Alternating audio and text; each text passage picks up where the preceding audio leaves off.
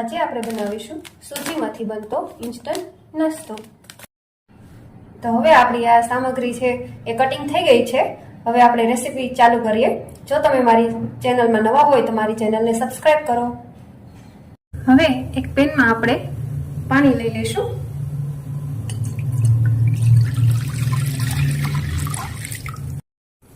પાણીને આપણે ફૂલ ઉકળવા દઈશું। પાણી આપણું હવે ઉકળી ગયું છે। હવે એમાં આપણે મસાલા નાખીશું।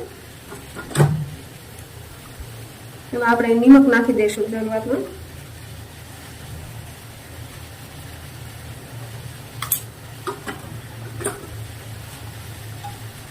ત્યારબાદ આદુ છે એ નાખી દઈશું।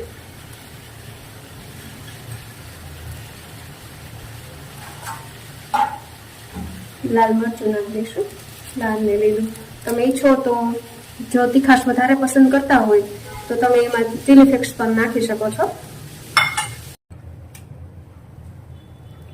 ધાણા ભાજી નાખીશું।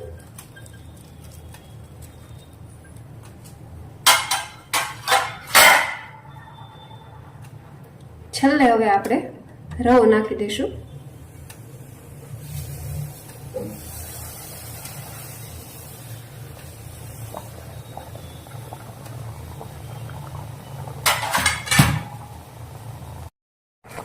હવે આ બધું આપણે મિક્સ કરી દઈશું।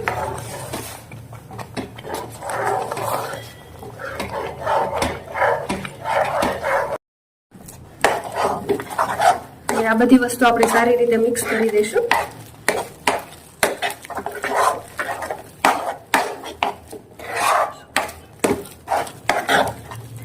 તમે જોઈ શકો છો કે સરસ કલરફુલ થઈ ગયું છે।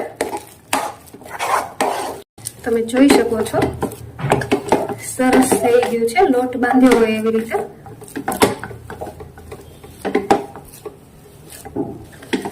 હવે આપણે ગેસ બંધ કરી દઈશું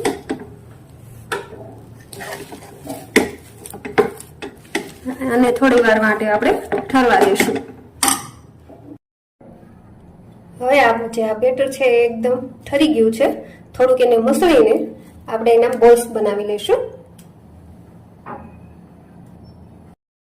એમાં હવે થોડુંક ઓઇલ નાખી અને મસળી લઈશું।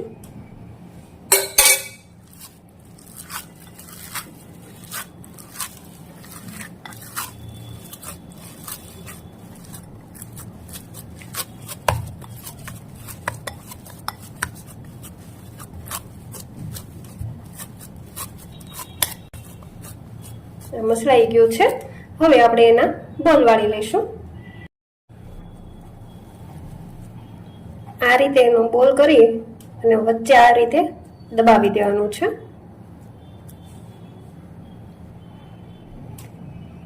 આવી રીતે હવે આપણે બધા કરી લઈશું।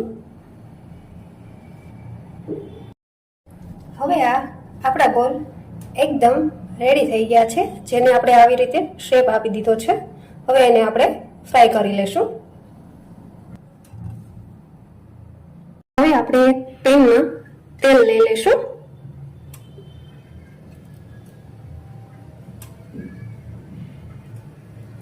તેલ હવે જે છે ગરમ થઈ ગયું છે। હવે ફ્રાય કરી લઈએ।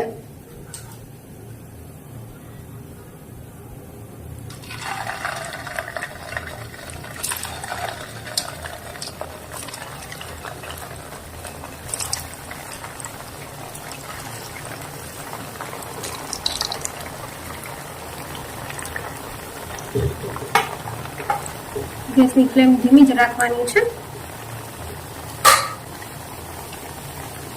અને ગોલ્ડન ફ્રાય થાય ત્યાં સુધી આપણે એને ફ્રાય કરવાના છે।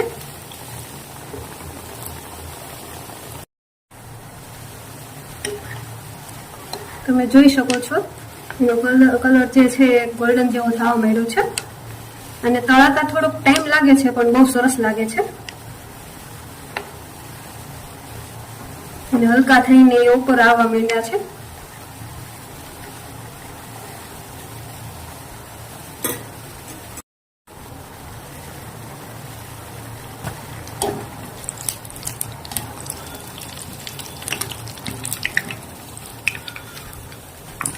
થઈ ગયા છે।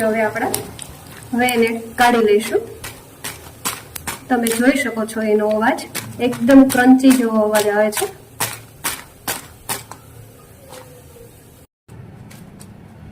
તો તૈયાર છે આપણો રવામાંથી બનતો ક્રિસ્પી નાસ્તો.